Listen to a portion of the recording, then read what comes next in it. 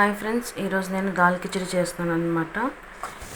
ఈ rice cooker glass తోటి 1 glass rice, దీన్ని ఫుల్గా వచ్చేలాగా హాఫ్ గ్లాస్ కందిపప్పు, హాఫ్ గ్లాస్ పెసరపప్పు ఫుల్గా తీసుకున్నాను అనమాట.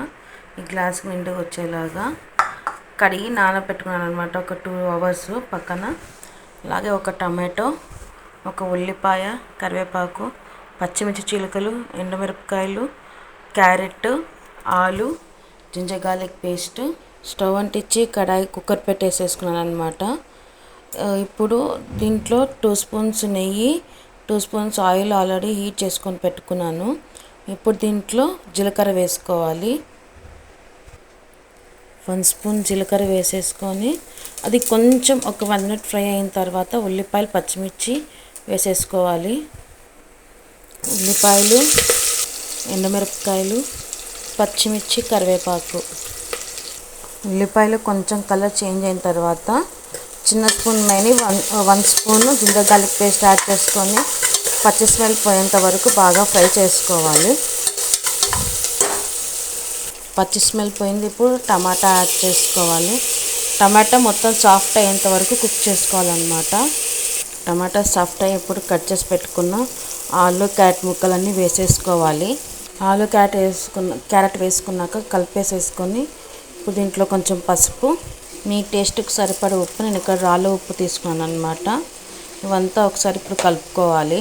ఉప్పు, పసుపు కలుపుకున్న తర్వాత ఒక 5 మినిట్స్ మగ్గిద్దాము. ఇంకా మీరు కావాలంటే దీంట్లో క్యాలీఫ్లవర్ కానీ, బఠానీ కానీ, మీకు నచ్చిన వెజిటబుల్స్ కూడా వేసుకోవచ్చు అనమాట. 5 మినిట్స్ తర్వాత 1 స్పూన్ కారం, చిన్న స్పూన్ తోటి జీలకర్ర పొడి, ధనియాల పొడి, కలర్ కోసం కొంచెం కాశ్మీర్ రెడ్ చిల్లీ పౌడర్ వేసుకున్న స్పైసెస్ అన్నీ కలుపుకున్నాక ఇక్కడ నేను ఒక 6 గ్లాసెస్ ఆఫ్ వాటర్ వేసుకున్నాను అనమాట. నానబెట్టుకున్న కందిపప్పు, రైస్ వేసేసుకొని 5 విజిల్స్ వచ్చేంత వరకు ఉడికించుకోవాలన్నమాట.